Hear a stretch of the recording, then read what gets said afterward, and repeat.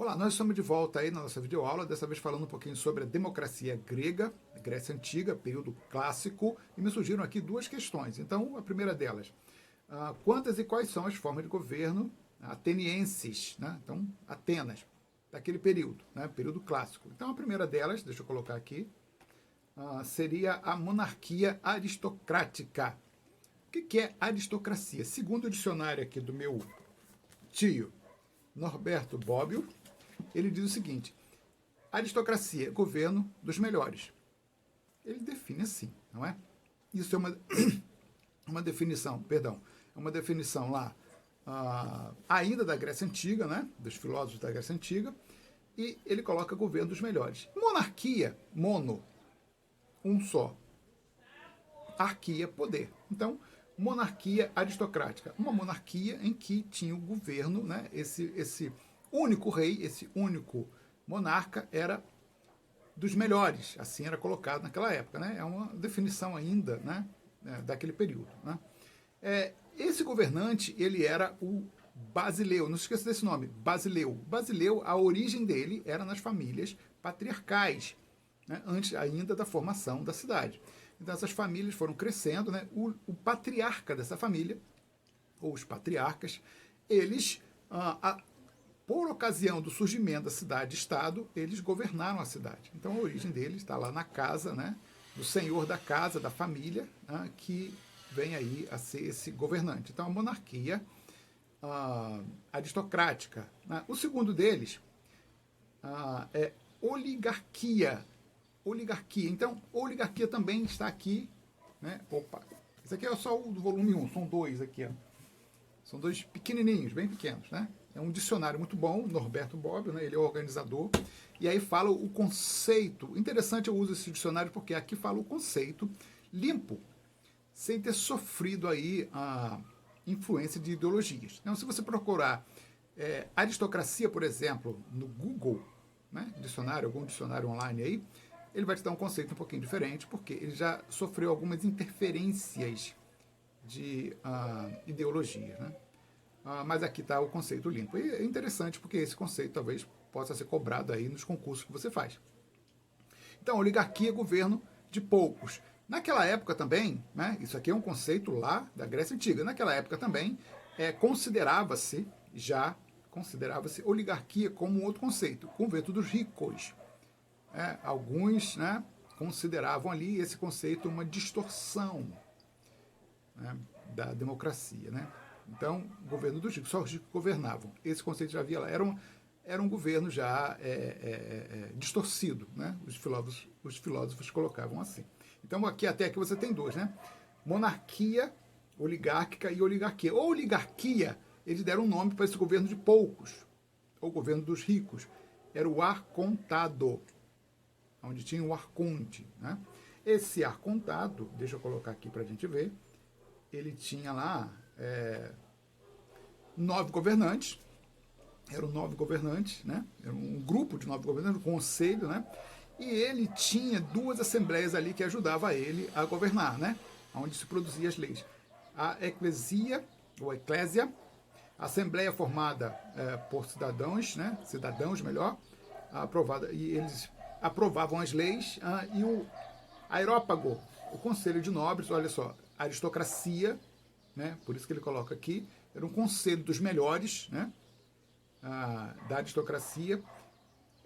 Eles elaboravam as leis. Então, um grupo fazia, o conselho dos nobres fazia, elaborava, e a eclésia, ou eclesia, votava aquelas leis. Então, eu vou fazer e alguém vai votar. E o arcontado melhor, legislava, governava com essas leis, né? Então, você já viu 2 sistemas aí. Monarquia, né? Da monarquia, você migra para o arcontado. Na verdade, são as mesmas pessoas, né?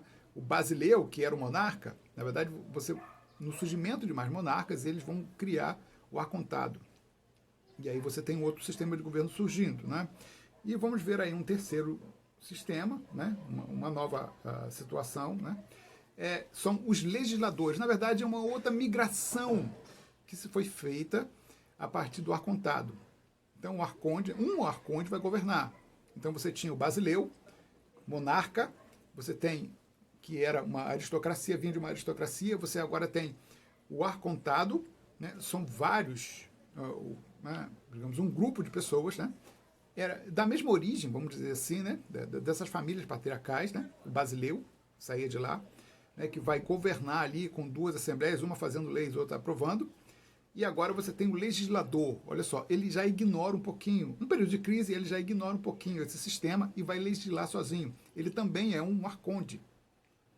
Então você tem aqui alguns nomes. Drácon são os mais importantes aí, que vão fazer algumas reformas, né? Solon, esses dois legisladores vão fazer aí leis ali tentando resolver alguns problemas sociais que estavam surgindo na época. E esses, eles vão governar ali, né, usando também, digamos assim, assembleias. Você tem a Bulé, né, que criava as leis.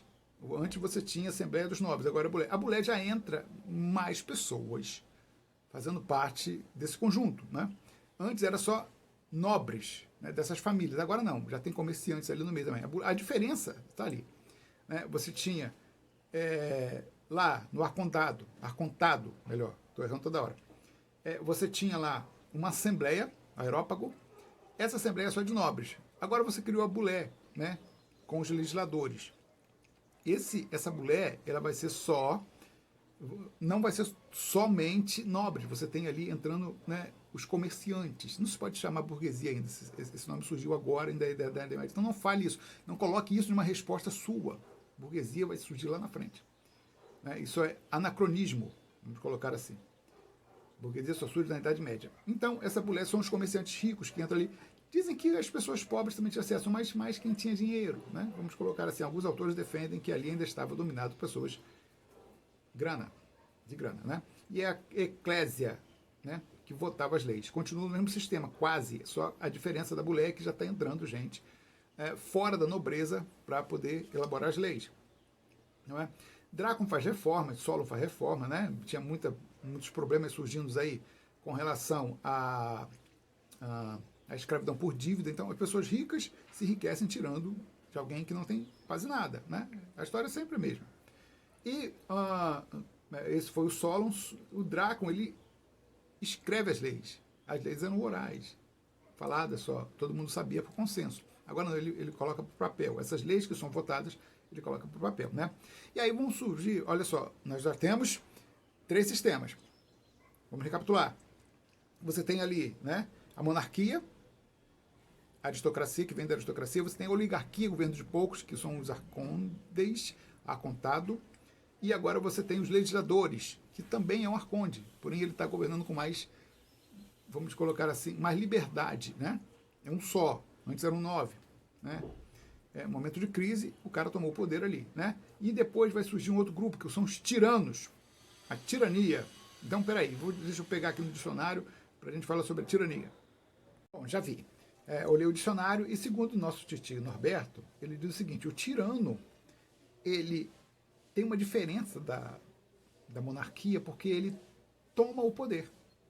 Ele é o líder, assim ele coloca, assim o Norberto coloca. Ele é o líder de uma facção política que, pela força, toma o poder.